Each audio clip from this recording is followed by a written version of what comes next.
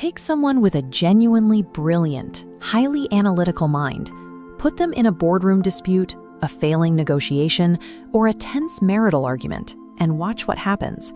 Often, that raw logical processing power completely collapses under the weight of sudden, intense stress.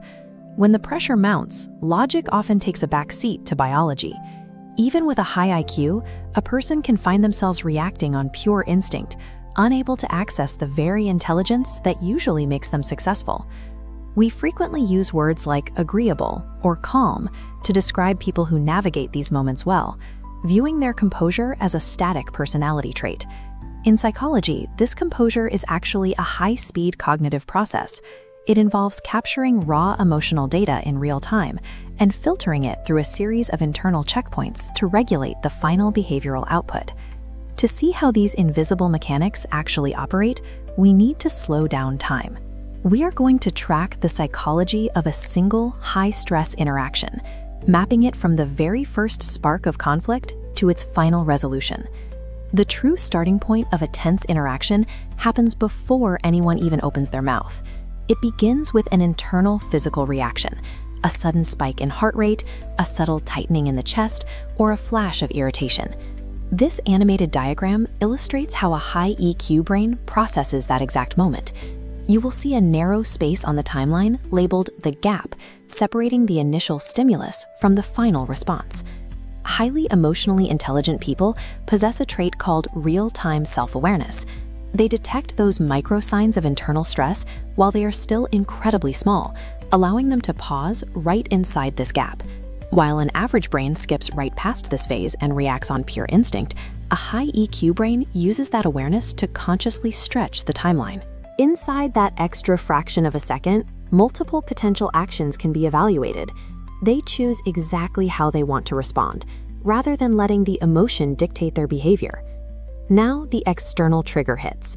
The person across the table suddenly becomes aggressive, raises their voice, or makes a surprisingly rude remark. Human brains are hardwired for a phenomenon known as emotional contagion. We instinctively absorb and mirror the erratic emotional states of the people around us. If they yell, our immediate impulse is to yell back. Chaos spreads rapidly. The high EQ individual deploys emotional regulation to counter this. They build a psychological firewall that separates the other person's chaotic state from their own internal baseline. Instead of catching the anger, they step back and observe it safely from behind the glass. Now firmly grounded, they enter the active listening phase.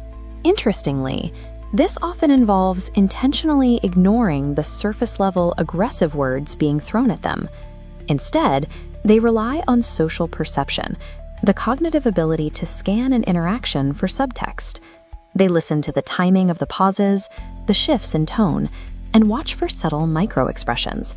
By reading the emotion behind the language, they diagnose what is secretly driving the outburst. A personal attack is rarely about the topic at hand. It is almost always a mask for underlying fear, insecurity, or a feeling of losing control. With the true emotion identified, the processing phase ends. It is time to execute a response. This 2x2 matrix chart maps out exactly how to deliver that response. The horizontal axis measures empathy, while the vertical axis tracks assertiveness. The optimal output, the hallmark of high EQ, lands right here in the top right quadrant, a zone called assertive empathy. High assertiveness paired with zero empathy pushes the interaction straight into the cruelty quadrant, causing unnecessary collateral damage. True emotional intelligence allows you to firmly set a boundary or disagree with the truth, while maintaining enough awareness to keep the relationship intact. You can be entirely clear without being careless. Navigating an argument this way neutralizes the immediate threat, yielding stronger, more productive outcomes than raw aggression ever could. The words have been spoken. We move to the immediate aftermath of the interaction, a space where lingering tension often hangs heavy in the air. This is where we see the final psychological hallmark of the process, ego detachment. When an argument continues despite a logical resolution being reached, the goal of the interaction has changed. It is no longer about solving a problem or finding the truth. It has become a mechanism for protecting one's sense of self-worth. Recognizing this allows a high EQ individual to winning the argument in the short term often carries a high long-term cost to the relationship. By letting go of the need for immediate victory, they prioritize a strategic, lasting peace. By catching internal sparks early, reading the unsaid subtext, detaching your ego from the outcome, you maintain absolute control over your own reactions. Real power in an interaction usually looks quiet, and in the end, how you handle your emotions dictates your long-term success far more accurately than how smart you sound.